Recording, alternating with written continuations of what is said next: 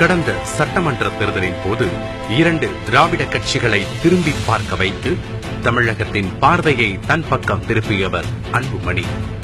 எந்த சப்ஜெக்ட் கொடுத்தாலும் எந்த முன்னேற்பாடும் இல்லாமல் பேசக்கூடியவர். இது இப்போது. ஆனால் சிறுவயது அன்புமணி கூச்ச சுபாவம் உள்ளவர். படிப்பிலும் விளையாட்டிலும் படு சுட்டி. அவ்வளவாக யாருடனும் பழகாதவர். உறவினர்கள் வீட்டுக்கு வந்தால் கூட ஒதுங்கியிருக்கும் அன்புமணி இன்று பரபரப்பான தலைவர்களில் ஒருவர். 48 வயதாகும் அன்புமணி பிறந்தது பாண்டிச்சேரியில். பள்ளி பருவத்தில் அவரது அப்பா டாக்டர் ராமதாஸ் பரபரப்பான மருத்துவர். அதையும் தாண்டி அப்போதுதான் பிற்படுத்தப்பட்டவர்களை ஒன்றிணைக்க தமிழகம் முழுவதும் சுற்றுப்பயணம் மேற்கொண்டு வன்னியர் சங்கத்தை கட்டமைத்துக் கொண்டிருந்தார். அப்பாவின் அரவணைப்பு அன்புமணிக்கு பள்ளி பருவத்தில் அவ்வளவாக கிடைக்கவில்லை. அன்புமணியை முழுக்க கவனித்துக் கொண்டவர் தாய் சரஸ்வதிதான்.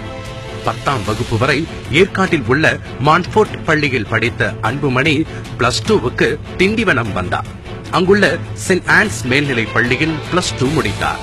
+2 தேர்வில் விழுப்புரம் மாவட்டத்தில் அன்புமணிதான் முதல் ரேங்க். அப்பாவுக்கு தன்னுடைய திண்டிவனம் மருத்துவமனையை மகன் பார்த்துக் கொள்ள வேண்டும் என்ற கனவு. சென்னை மருத்துவக் கல்லூரியில் அன்புமணிக்கு சீட் கிடைத்து படித்தார். மருத்துவ படிப்பிலும் அந்த கல்லூரி பேராசிரியர்களின் கவனத்தை தன் பக்கம் திருப்பினார். மருத்துவக் கல்லூரியில் படித்துக் கொண்டிருந்த போதுதான் அன்புமணிக்கு கல்யாணம். தமிழக காங்கிரஸ் கட்சியின் முன்னாள் தலைவர் கிருஷ்ணசாமியின் மகள் சௌமியாவை அன்புமணிக்கு நிச்சயம் செய்தார்கள். அப்போது சௌமியா சென்னை ஸ்டெல்லா மேரிஸ் கல்லூரியில் படித்துக் கொண்டிருந்தார். இருவர் வீட்டிலும் பெரியவர்கள் ஏற்பாடு செய்து அன்புமணிக்கும் சௌமியாவுக்கும் திருமணம் நடைபெற்றது. மருத்துவத்தில் மேற்படிப்பு படிக்க வைக்க வேண்டும் என்பது டாக்டர் ராமதாஸின் விருப்பமாக இருந்தது. ஆனால் அன்புமணி மருத்துவம் முடித்ததுமே தனது பூர்வீக கிராமமான கீழ் சிவிரியில் ஏழைகளுக்கு மருத்துவம் பார்க்க துவங்கிவிட்டார். பிறகு திண்டிவனத்தில் இருந்த தனது அப்பா மருத்துவமனையையும் பார்த்துக் கொள்ள துவங்கினார். அன்புமணி மருத்துவராக உட்கார்ந்த சமயம்தான் டாக்டர் ராமதாஸ் பாட்டாளி மக்கள் கட்சியை துவக்கினார். பிற்படுத்தப்பட்ட மக்களுக்காக அப்பா நடத்தும் போராட்டங்களில் பங்கெடுப்பேன் என சொன்ன அன்புமணி முதலில் வெளிப்படையான தேர்தல் பிரச்சாரத்தில் ஈடுபட்டது 2001ஆம் ஆண்டுதான். அப்போது பாட்டாளி மக்கள் கட்சி அதிமுகவுடன் கூட்டணி அமைத்திருந்தது. சிதம்பரத்தில் பாமக சார்பாக நின்ற அக்கட்சியின் இளைஞரணியைச் சேர்ந்த அறிவுச்செல்வனுக்காக பிரச்சாரத்துக்கு போனார் அன்புமணி. சிதம்பரம் செல்லும் வழியில் விழுப்புரத்தில் தனது சொந்த மாவட்டத்தில் பிரச்சார வாகனத்தில் இருந்தபடி அன்புமணி பேசினார். அதுதான் அவரது அரசியல் கன்னி பேச்சு.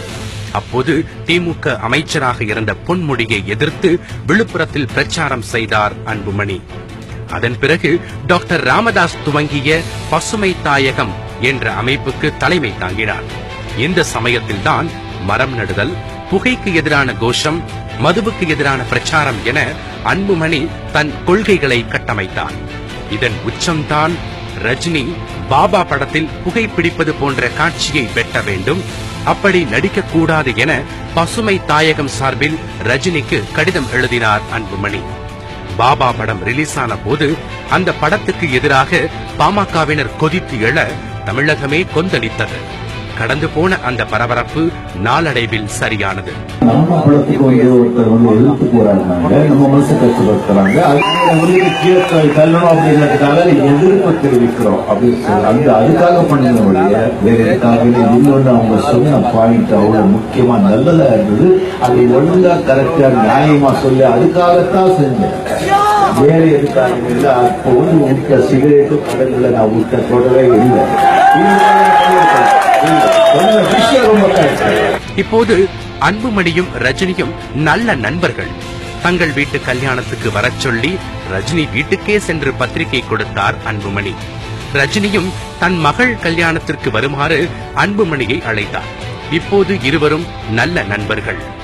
பாமகவினர் விரும்பியதால் 2004ஆம் வருடம் ராஜ்யசபா எம்பியாகி இந்தியாவின் சுகாதாரத்துறை அமைச்சரானார்.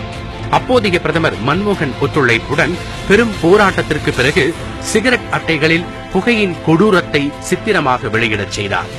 அதே சமயத்தில்தான் ஒரு மருத்துவ மாநாட்டுக்காக வெளிநாட்டுக்கு சென்ற சமயத்தில் அன்புமணிக்கு உதித்ததுதான் 108 ஆம்புலன்ஸ். அவரது முயற்சிக்கு முதலில் கை கொடுத்த மாநிலம் ஆந்திரா. அப்போது அங்கே முதல்வராக இருந்த ராஜசேகர ரெட்டி ராஜீவ்காந்தி பெயரில் அரசு ஆம்புலன்ஸ் திட்டத்தை சோனியாவை கொண்டு துவக்கினார். இதுதான் பிறகு இந்தியா முழுக்க 108 ஆம்புலன்ஸாக மாறியது. ஆரம்பத்தில் அரசியல் ரீதியாக அன்புமணி மீது ஒரே ஒரு குற்றச்சாட்டு வலுவாக எழுந்தது.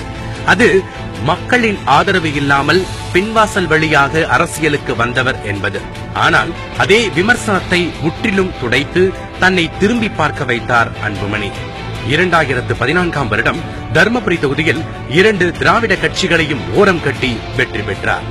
அந்த துணிச்சல் தான் அவரை 2016ஆம் வருடம் பாமகவின் முதலமைச்சர் வேட்பாளராக்கியது.